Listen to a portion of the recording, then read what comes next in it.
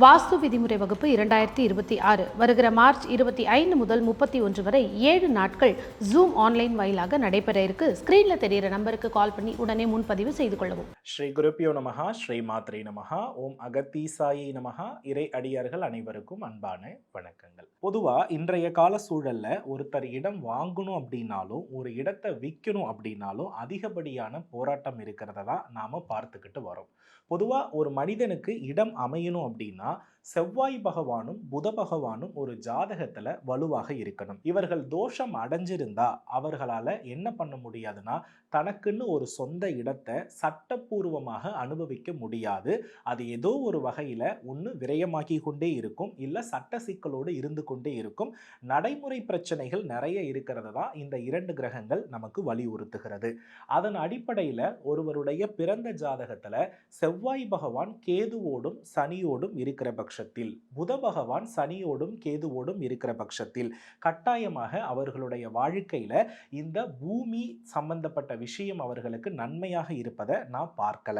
பொதுவா ஜனன ஜாதகத்துல ஒவ்வொரு கட்டத்திலும் புத பகவானும் செவ்வாய் பகவானும் இருக்கிற இடத்தை பொறுத்து ஒவ்வொரு ஆலயமும் இதற்கு மாறுபடும். அதை தகுந்த ஜோதிடரிடம் தெரிந்து கொள்வது உங்களுக்கு நல்ல பலனை கொடுக்கும். இப்போ அனுபவ ரீதியாக ஒரு பொது பரிகாரத்தை நான் உங்களுக்கு தெரியப்படுத்துறேன். இந்த பொது பரிகாரமானது உங்களுடைய பல நாள் பிரச்சனைக்கு ஒரு சிறிய தீர்வாக அமைகிறத கண்கூடாக பார்க்கலாம். அதற்கு பின்பு உங்களுக்கு தேவை இருக்கிற பட்சத்தில் உங்கள் தனிப்பட்ட ஜாதகத்தை நல்ல ஜோதிடரம் அணுகி நீங்க என்ன பண்ணிக்கலாம்னா இதற்கு பரிகாரம் எடுத்துக்கொள்ளலாம். சரி, இப்போ முதல் விஷயம் என்னன்னா இடம் வாங்குவதற்கு என்ன பரிகாரம் அப்படின்னு பார்த்தோம்னா, இப்ப நம்ம எல்லாருமே ஒரு நல்ல இடம் வேணும் அப்படின்னு ஆசைப்படுவோம். இந்த இடம் நமக்கு தெரிகிற பட்சத்தில் நம்ம என்ன பண்ணலாம்னா அந்த இடத்தினுடைய மண்ணை எடுத்து வந்து பசுவின் காலடிப்பட்ட மண்ணோடு கலந்து வச்சுக்கணும். இதை செவ்வாய்க்கிழமையில வீட்டில் மகாலட்சுமி படத்திற்கு முன்பாக ஒரு சிவப்பு கலர் பட்டு துணியில முடித்து வைத்து நாம மல்லிகை பூ மலர் வந்து அம்பாளுக்கு சமர்ப்பணம் பண்ணி விளக்கேற்றி, அதிலும் குறிப்பா நெய் தீபம் ஏற்றி இந்த மண்ணை உள்ளங்கையில் எடுத்து வைத்து இந்த இடம் எனக்கு விரைவாக அமைய வேண்டும் தாயே அப்படின்னு சொல்லி 9 முறை வேண்டிக் கொண்டு திரும்ப அந்த மண்ணை வந்து அம்பாள் கிட்டேயே வச்சுட்டு தொடர்ந்து 48 நாள் நீங்க பிரேயர் பண்ணும் பொழுது நல்ல பலன் இருக்கும். அதுல குறிப்பா இந்த பணம் இருக்கிறது ஆனா இடம் அமைய மாட்டேங்கிறது அப்படின்றவங்க மட்டும் இதை முயற்சி பண்ணினா போதுமானது. என்கிட்ட பணமே இல்லை, இந்த இடத்த நான் வாங்கலாமான்னு கேட்டா அது கேள்விக்குறிதான். பணத்தை வைத்துக்கொண்டு நல்ல இடம் அமையாதவர்களுக்கு இப்போ நான் சொல்லியிருக்கிற பரிகாரம் ஒரு நிறைவான வெற்றியை கொடுக்கும். இது முதல் விஷயம். இரண்டாவது விஷயம் என்ன அப்படின்னா வராகர், அதிலும் குறிப்பாக லக்ஷ்மி வராகர் வந்து நிலவசியத்திற்கு ஒரு மிக முக்கியமான கடவுள். இந்த லக்ஷ்மி வராகருடைய ஆலயத்துல செவ்வாய்க்கிழமையில நாம என்ன பண்ணணும் அப்படின்னா பண ஓலை பெட்டியில பனை வெல்லங்கள் நிரப்பி நாம அங்க வரக்கூடிய பக்த கோடிகளுக்கு ஒரு 9 நபர்களுக்கு நிலம் நல்லபடியாக அமைய வேண்டும், எங்களுக்கு சிறப்பா இருக்கணும்னு சுவாமி கிட்ட வேண்டிக்கிட்டு நீங்க தானம் கொடுக்கும் பொழுது நிச்சயமா பர்ஃபெக்டா உங்களுக்கு வெற்றி அடைகிறத கண்கூடா பார்ப்பீங்க. ஒரு 8 செவ்வாய்க்கிழமை இதை தொடர்ந்து ஃபாலோ பண்ணும் பொழுது நல்ல பலன் விரைவாக இருக்கும். மூன்றாவது பரிகாரம், முருகப்பெருமானுடைய ஆலயத்தில் எங்கு வீரபத்திரர் அமர்ந்திருக்கிறார் அப்படின்றத பாருங்க. பொதுவா வீரபத்திரர் வந்து செவ்வாய் உச்சத்தன்மையினுடைய அம்சம். வீரபத்திரருக்கு சிவப்பு நிறத்துல பட்டு வஸ்திரமோ அல்லது வந்து காட்டன் வஸ்திரமோ சமர்ப்பணம் பண்ணிட்டு அந்த ஆலயத்துல அதிகப்படியான துவரம் பருப்பு சமைக்கப்பட்ட ஒரு சாதம், துவரை சாதம்னு சொல்லுவோம் அல்லது பருப்பு சாதம்னு சொல்லுவோம். இந்த சாதத்தை வருகின்ற முருக பக்த கோடிகளுக்கு நீங்க நெய்வேத்தியம் பண்ணிட்டு கொடுக்கின்ற பட்சத்துல கட்டாயமாக உங்களுக்கு ஒரு நிலம் விரைவாக அமைந்து அது ஒரு சிறப்பான நிலமாக இருப்பதற்கான வாய்ப்புகள் நிறைய இருக்கிறது. அதே மாதிரி செவ்வாய்க்கிழமை ஆஞ்சநேய பகவானை நம்ம நன்றாக வழிபட்டாலும் சிறப்பான இடம், எந்த விதத்திலும் வீதி தாக்கம் இல்லாம வாஸ்து பலமுள்ள ஒரு இடத்தை ஆஞ்சநேய பகவான் நமக்கு அருள்வார். அதுல குறிப்பிட்டு சொல்லணும் அப்படின்னா ஜாங்கிரி என்று சொல்லக்கூடிய உளுந்தினால் செய்யப்பட்ட இனிப்பு பக்ஷணம் இது.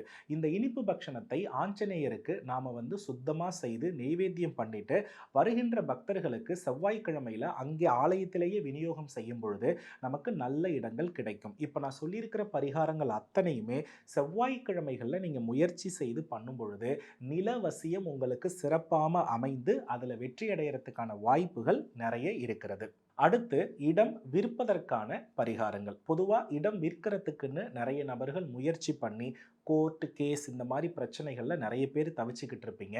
ஒரு நல்ல வாஸ்து பலமுள்ள ஒரு வீடு கிடைக்கிறதுக்கும் ஒரு வாடகை வீடு கிடைக்கிறதுக்கும் கூட ரொம்ப கடினப்படுவீங்க. இப்படிப்பட்டவர்கள் என்ன செய்யலாம் அப்படின்னு கவனிச்சு பார்த்தோம்னா, பொதுவாக ஒரு இடம் விற்றா அந்த இடத்தினுடைய பணத்தை வைத்து நான் வாழ்க்கையில் செட்டில் ஆகிடுவேன் அப்படின்னு விருப்பப்படுறவங்க அந்த இடத்தினுடைய வடகிழக்கு பகுதியினுடைய மண் எடுத்துக்கோங்க. அந்த மண்ணோடு செந்தூரத்தை நல்லா மிக்ஸ் பண்ணிக்கோங்க. ஓடுகிற நீர் அல்லது கடற்கரையில் செவ்வாய்க்கிழமை 6 மணியிலிருந்து 7 மணிக்குள்ள ஓடுகிற நீரில் கரைங்க அல்லது கடற்கரையில் கரைங்க. இவ்வாறு பண்ணும் பொழுது ஒரு 8 செவ்வாய்க்கிழமை இதை தொடர்ந்து அந்த மண்ணை வைத்து நீங்கள் பண்ணினீங்க அப்படின்னா அந்த இடம் ஒரு நல்ல விலைக்கு விற்கும். வழக்கில் இருக்கக்கூடிய இடம் சீக்கிரமாக உங்களுக்கு சாதகமாகி ஒரு நல்ல சொல்யூஷன் இருக்கிறத கண்கூட பார்க்க முடியும். இரண்டாவது பரிகாரம், செவ்வாய்க்கிழமையில காளி தேவிக்கு இளநீர் அபிஷேகம் செய்வது நல்லது. இளநீர் அபிஷேகம் செய்வது மட்டுமல்லாமல் குங்குமப்பூ, சந்தனம் இதை இரண்டையுமே சந்தனக்கட்டையால் நல்லா அரைச்சிக்கிறீங்க. இல்லைன்னா குங்குமப்பூவை இடித்து சந்தனக்கட்டை அரைத்து பன்னீரோடு மிக்ஸ் பண்ணி அம்பாளுக்கு அபிஷேகத்துக்கு நீங்கள் கொடுத்தீங்க அப்படின்னா மிகப்பெரிய மாற்றம் இருக்கும். அபிஷேகத்துக்கு கொடுக்க முடியலன்னா இளநீரை மட்டும் அபிஷேகமாக பண்ணிட்டு இந்த சந்தனத்தையும் குங்குமப்பூவையும் நன்றாக அரைத்து அது ஒரு சந்தன வில்லையாக்கி என்ன பண்ணணும்னா அம்பாளுடைய நெற்றி பகுதி அல்லது மார்பு பகுதி அல்லது கைப்பகுதி இதில் வைக்க சொல்லுங்க. உங்களுடைய இடம் விரைவில் விட்டுடும். அதன் மூலம் செய்கிற சங்கல்பத்தின் மூலம் எப்பேற்பட்ட வழக்குகள் இருந்தாலும் அதில் நீங்கள் என்ன ஆகிடுவீங்கன்னா சரியாகிடுவீங்க. செவ்வாய்க்கிழமையில ஆஞ்சநேயருக்கு பால் அபிஷேகம் செய்து வெண்ணெய் தானம் செய்கின்ற பட்சத்தில் உங்களுடைய மனை பிரச்சனை அது விரயமாகணும்னு ஆசைப்பட்டீங்கன்னா நிச்சயமா அது விற்பதற்கான எல்லா வாய்ப்புகளுமே உங்களுக்கு ஆஞ்சநேய பெருமானுடைய அருளால நிறைவாக கிடைக்கும். பொதுவா பனை வெள்ளத்திற்கு நம்மளுடைய வழக்குகள் கேது சம்பந்தப்பட்ட பிரச்சனைகளுக்கு ஒரு தீர்வு கொடுக்கக்கூடிய சக்தி இந்த பண வெள்ளத்திற்கு எப்போதுமே உண்டு. வராக பெருமானுடைய ஆலயத்துல செவ்வாய்க்கிழமைகள்ல இந்த பண வெள்ளத்தை பண ஓலை பெட்டியில நீங்க வைத்து வருகின்ற பக்த கொடிகளாக இருந்தாலும் சரி அல்லது அங்கு இருக்கக்கூடிய பட்டர்கள், அதாவது விஷ்ணுவினுடைய ஆலயத்தை பூஜை செய்பவர்களை நம்ம பட்டாச்சாரியர்கள் என்று சொல்வோம். அவர்களுக்கு நம் தானம் கொடுத்தாலும் நிச்சயமாக நம்மளுடைய நிலம் நல்ல ஒரு விலைக்கு விற்பதற்கான வாய்ப்புகளும் சாத்தியக்கூறுகளும் அதிகம். அதே போல அடுத்து என்ன பண்ணணும் அப்படின்னா இரத்த தானம். பொதுவாக இந்த இரத்த தானம் அப்படின்றது நம்மளுடைய செவ்வாயை நீச்சப்படுத்தும். அதாவது செவ்வாய் கிரக யுத்தத்தில் இருக்கும் பொழுது நம் உடம்புல ஏதோ ஒரு வழியில் தழும்புகள் அல்லது ரத்தம் அடிக்கடி அடிபட்டு வெளியேறுதல் இது இயல்பாகவே நடந்து கொண்டிருக்கும். இப்போ நமக்கு நில பிரச்சனைகள் அதிகம் யாருக்கெல்லாம் இருக்கிறதோ அவர்கள் எல்லாம் ஒரு 6 மாதத்திற்கு ஒரு முறை தன்னுடைய உடலினுடைய சக்திக்கு தகுந்தாற் போல இரத்த தானம் செய்கின்ற பட்சத்தில் செவ்வாய் பகவான் பூரண சுபத்துவம் அடைவார். இந்த பரிகாரங்கள் எல்லாம் செய்வதற்கு முன் நீங்கள் அதிலும் குறிப்பாக இடத்தை விற்க வேண்டும் என்று நினைப்பவர்கள் என்ன பண்ணலாம்னா இரத்த தானத்தை கொடுத்துவிட்டு இந்த பரிகாரங்கள் மேற்கொள்வது நல்லது. இரத்த தானம் கொடுக்கக்கூடிய நாள் எந்த நாளாக இருந்தால் நன்மை என்றால் செவ்வாய்க்கிழமையாக இருந்தால் சிறப்பு. இதை செயல்படுத்த உங்கள் வாழ்வில் செவ்வாய் சுபத்துவமாகி உங்களுக்கு பூரணமான பலன் முருகப்பெருமானுடைய அருளால் கிடைக்கும். மேலும் ஒரு அற்புத நல்ல பரிகாரத்தோடு உங்கள் அனைவரையும் சந்திக்கிறேன். அதுவரை உங்களிடமிருந்து விடைபெறுகிறேன். வெற்றிவேல் முருகா. நன்றி, வணக்கம்.